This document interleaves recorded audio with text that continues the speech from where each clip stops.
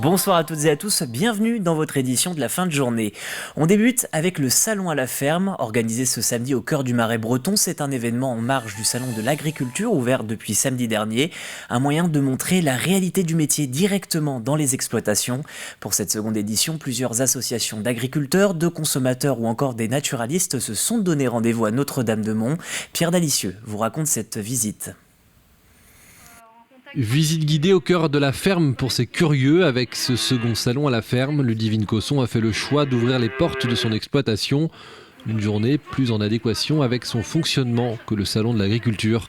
La démarche, c'est vraiment de montrer ce que c'est que l'agriculture paysanne et de faire venir les gens dans les fermes. Parce que quand les gens vont au salon de l'agriculture à Paris, ça ne représente pas vraiment ce que c'est une ferme, en fait, c'est artificiel.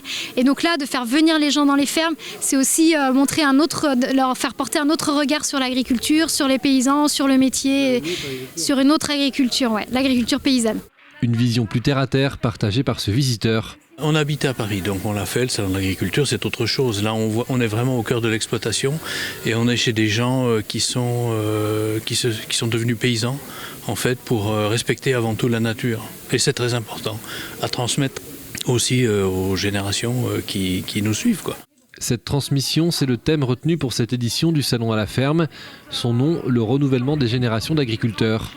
Mais en dehors de donner l'envie à d'autres de se lancer, Ludivine espère une remise en question du consommateur. C'est les consommateurs qui peuvent avoir vraiment une action politique en choisissant ce qu'ils mangent, en choisissant où ils l'achètent, auprès de qui. Et donc, de les faire venir dans les fermes, c'est aussi leur apporter cette culture de qu'est-ce que c'est être agriculteur, être éleveur, etc. Et que les gens puissent avoir du coup un regard critique sur le monde agricole et puissent se faire leur propre opinion pour ensuite avoir des choix cohérents dans leur mode de consommation. Côté consommateur, cette sortie permet de comprendre l'important travail des exploitants. C'est passionnant, quoi. On a plaisir à l'écouter. C'est vrai que ça correspond à la façon dont on a envie de se nourrir. On ne connaissait pas la ferme, mais on connaissait le produit. Et on est très très content de la voir, Ludivine, dans son environnement professionnel. Outre cette visite, d'autres manifestations se sont déroulées ce 26 février, comme une observation d'oiseaux. Le mouvement national du Salon à la ferme se poursuit jusqu'au 8 mars prochain. Direction le Sud-Vendée à présent, pour un rassemblement un peu particulier. Ce week-end, un barbecue était organisé par l'association d'usagers pour la défense du service public du pays de Luçon. D'une manière plus générale, l'association organise une manifestation pour garder ses services publics chaque vendredi. En ce moment, la lutte s'organise autour des médecins grâce à plusieurs initiatives. Par moment, on fait des événements un petit peu exceptionnels, ce qui amène à la journée d'aujourd'hui avec le barbecue, qui en fait est lié à... On a lancé une carte de vœux à envoyer au président de la République pour lui demander qu'en 2022, il nous souhaite la santé, puisqu'il n'y a plus de médecins et que les services de l'hôpital sont menacés. Et donc aujourd'hui, on va faire le point de ce qu'on a récupéré comme carte pour préparer l'envoi. On va aussi joindre les pétitions qui ont été faites. Et on avait fait, il y a quelques mois, une initiative qui était un tribunal citoyen. Et c'est pareil, donc on va y joindre aussi le résultat de ce tribunal. Sans transition, les anciens combattants viennent d'organiser une nouvelle assemblée générale, la première depuis 2020. Pour l'occasion, la salle était complète, 700 personnes venues pour rendre hommage aux disparus, mais aussi témoigner et évoquer l'actualité. Un nombre très important qui s'explique assez naturellement pour Michel Leboeuf, le président de l'association. Il y a donc les anciens combattants d'Algérie, mais nous sommes de moins en moins nombreux.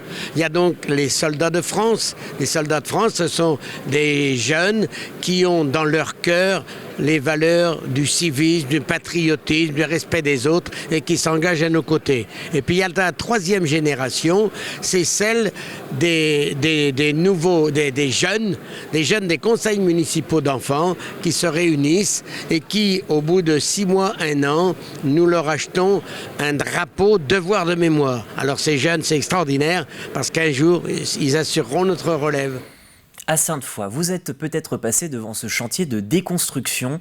Le château d'eau du Chéniau vient d'être démantelé, propriété de Vendéo. Il n'était plus en service depuis presque 6 ans. Malgré cette décision économique, sa disparition ne laisse pas tout le monde indifférent et pour cause, il surplombait le territoire depuis 1967. Un reportage réalisé par Grégoire de Châtillon. Hors d'usage depuis 2016, le château d'eau est en train de disparaître du paysage. Il dominait la campagne autour de Sainte-Foy depuis 1967. Il avait plus ses caractéristiques d'origine, donc il permettait plus d'avoir une pression suffisante au robinet des abonnés. Et vu qu'on ne peut pas rehausser un château d'eau, on est obligé de le remplacer. Juste à côté, dans ce bâtiment, une station de pompage alimente alors depuis les abonnés du territoire. Le principe d'une station de pompage, c'est on va créer artificiellement de la pression sur le réseau. Et donc ce qu'on peut voir derrière, c'est les 2 groupes de surpression qui alimentent donc pour les 4 premiers Grosbreuil et pour les 5 suivants Sainte-Foy. Démoli avec une pelle grande hauteur, après un désamiantage de l'édifice qui aura duré 5 jours, le château d'eau d'une 40aine de mètres de haut était également à la fois un point de repère sur la route entre Grosbreuil et les Sables, mais aussi, pour certains riverains, une verrue. Visuellement, c'était pas très esthétique. Maintenant, on n'a plus de pollution visuelle. En hiver, on avait l'ombre du château d'eau qui passait sur la maison. Là, maintenant, on va être tranquille. C'est pour les gens qui vont venir nous voir, ils n'auront plus de référence, ils n'auront plus de château d'eau. Là aussi, comme vous le voyez sur ces photos, il était difficile d'ignorer le château d'eau. On sent qu'on ne va pas le regretter en tout cas, même si, voilà, c'est une page qui se tourne, mais pour nous, ça, voilà, on voit dans le paysage que c'est agréable de voir qu'il n'est plus là, au final. Aujourd'hui, sur le territoire départemental, en plus de ces réservoirs, une bonne 50aine de châteaux d'eau continuent d'alimenter les Vendéens. On ouvre une page politique, les législatives se profilent, elles auront lieu les dimanches 12 et 19 juin prochains. Alors les candidats se déclarent peu à peu. Du côté des Sables-d'Olonne et de la 3e circonscription, Alain Blanchard souhaite briguer un mandat sous l'étiquette Les Républicains. Son mot d'ordre, la proximité. Moi, ce que je veux, c'est réinstaurer une proximité, un contact quotidien.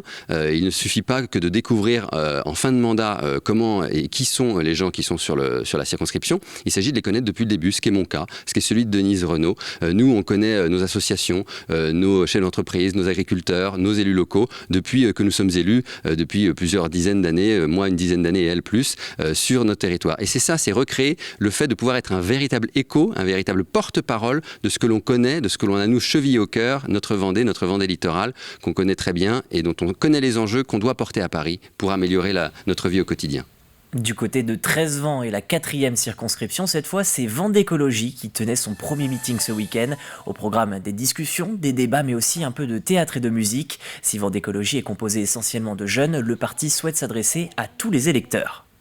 On représente aussi ceux pour qui les décisions d'aujourd'hui, les décisions surtout en rapport avec l'environnement vont peser. Dans 50 ans, nous, on va vraiment subir les conséquences des inactions politiques d'aujourd'hui ou des actions néfastes aujourd'hui. C'est aussi parce que c'est vraiment dans notre philosophie de discuter avec tout le monde et de créer du lien intergénérationnel. Et on est très heureux que ce soir, il y ait vraiment de toutes les générations qui soient représentées et qu'on ne parle pas du tout qu'aux jeunes. Nous, c'est vraiment notre ambition depuis le départ. Et d'ailleurs, dans notre programme, une grande majorité des propositions ne s'adressent pas spécialement aux jeunes, elles s'adressent à toute la population, elles s'adressent à ceux qui pour nous sont relativement délaissés dans le champ législatif aujourd'hui. Dans votre journal du soir, nous vous présentons la 20e édition du Raid Amazon, un raid 100% féminin composé de 6 épreuves sportives. Parmi les candidates, Charlotte Bordelais et Éline Michneau. Elles seront de l'aventure au Sri Lanka du 13 au 23 mars prochain. Outre le grand nombre d'épreuves, le duo redoute le climat et l'humidité de ce petit pays du sud de l'Asie. Alors les sportives sont en pleine préparation. Albin Mouton vous propose de les suivre lors d'une session sur le lac de la Bultière. La préparation physique bat son plein pour Charlotte Bordelais et Éline Michneau. Dans un mois, au Sri Lanka, elles participeront à 6 épreuves sportives. Du canoë, du bike and run, du trail classique et du tir à l'arc aussi.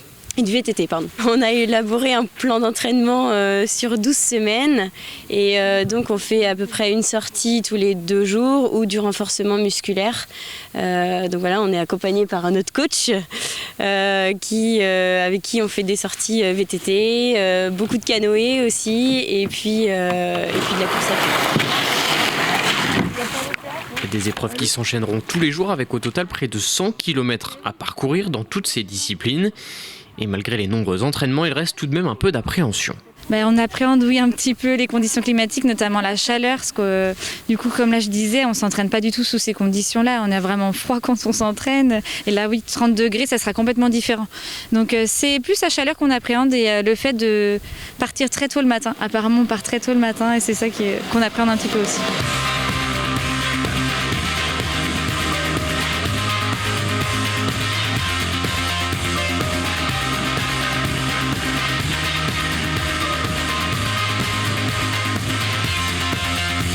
Un raid qui n'est pas simplement sportif, chaque équipage peut également soutenir une association de son choix. Charlotte et Eline ont choisi l'association Endo-France qui lutte contre l'endométriose, une maladie qui provoque des douleurs chroniques et invalidantes.